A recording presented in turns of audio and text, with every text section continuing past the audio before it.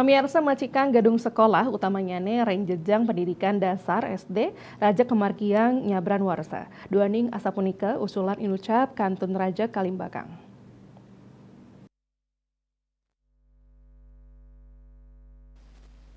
Usulan rauh saking jajaran Dewan Denpasar. Dewan mewali ngusulang pangupaya antuk mecikang gedung SD santukan durung nanin kabecikang. Anggota DPRD Denpasar saking fraksi Gerindra Iketut Budiarto Mausang, Pemkot Denpasar mangdesida mecikang kuentenan sawetara gedung sekolah sekadi SD 15 miwah SD 23 pemecutan.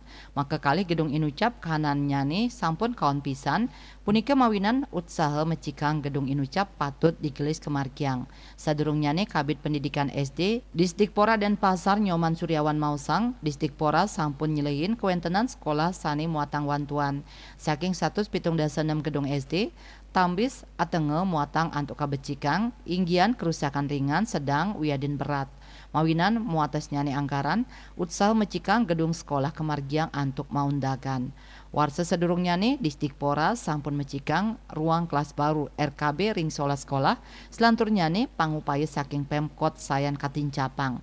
Pamekas warsane mangkin boleh jatah kali dasa sekolah tingkat SD miwah asiki sekolah anyar SMP. Asmara Putra Bali Pos nguningai.